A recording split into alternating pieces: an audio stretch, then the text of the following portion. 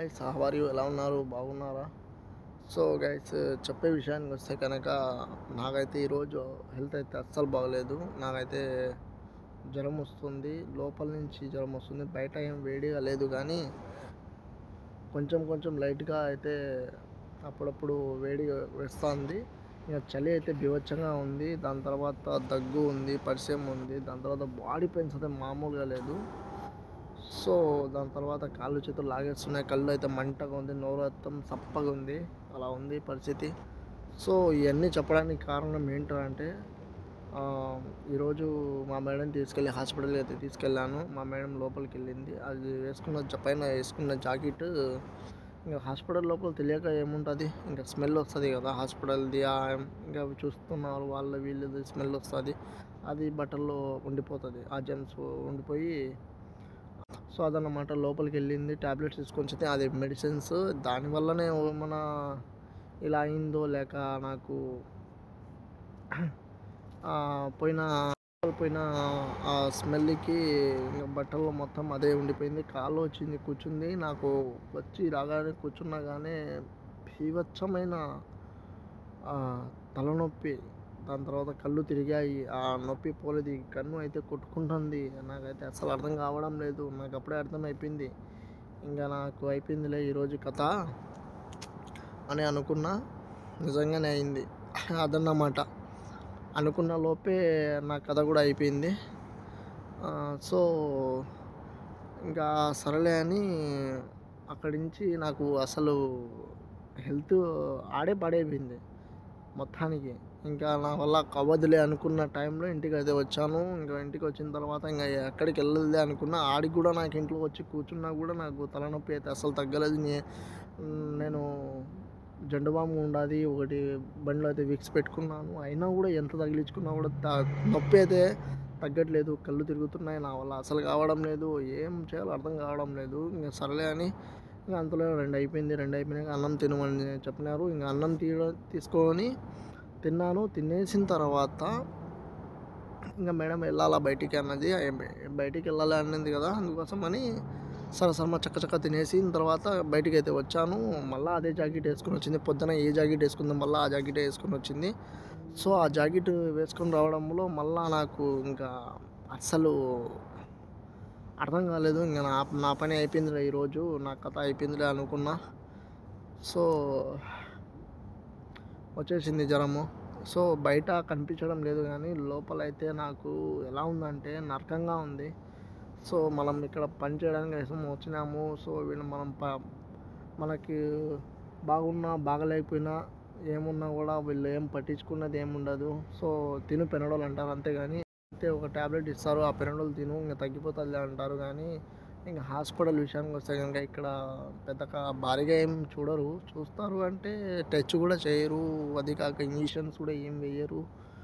ఇంకా ఏమైనా దగ్గు ఉన్నా పరిచయం ఉన్నా ఇంకా ఏమైనా ఫీవర్ ఉంటే కనుక ట్యాబ్లెట్ 3-4 రకాల ట్యాబ్లెట్ ఇస్తారు. దానికి దగ్గుకి ఇంకా టానిక్ అయితే ఇస్తారు. దాని తర్వాత ఆ ట్యాబ్లెట్స్ ఇచ్చి వేసుకోమంటారు. ఇంకా అదే ఎన్ని వేసుకున్నా కూడా అది తగ్గే విషయమే కాదు. మన ఇండియా ట్యాబ్లెటే, అది వేసుకున్నాక ఒక సెకండ్లోనే తగ్గిపోతాయి.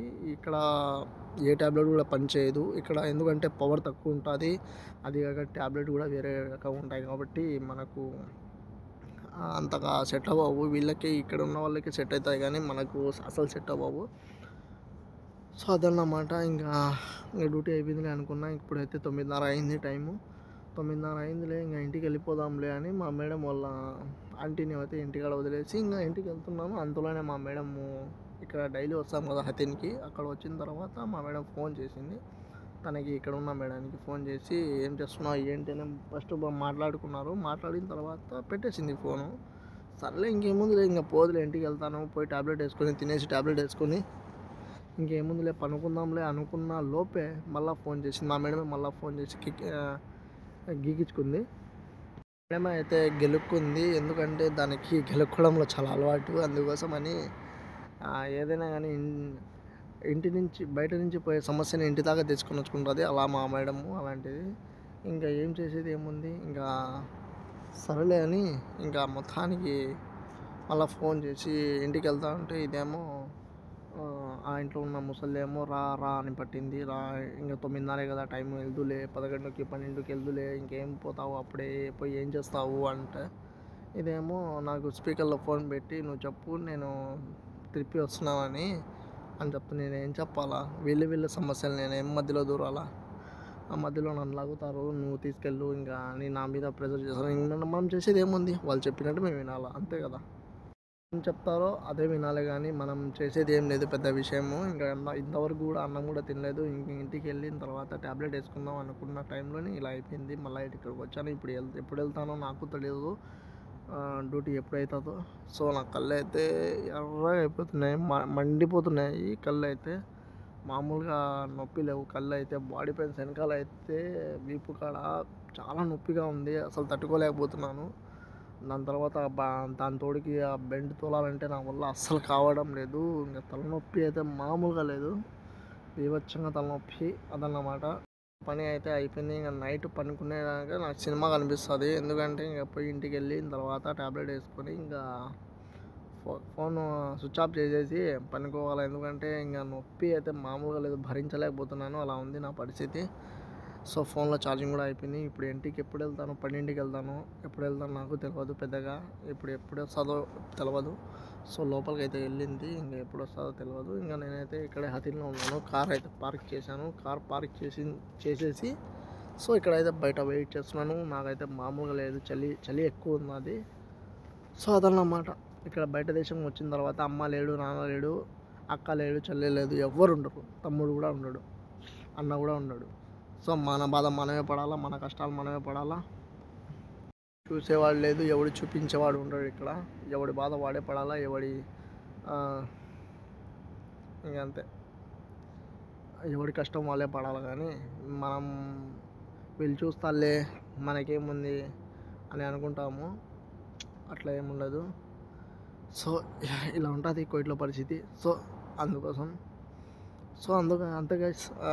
Take care, bye bye. ఈ వీడియో ఇంతటితో ముగిస్తాను. Okay, I love you, bye bye, thank you.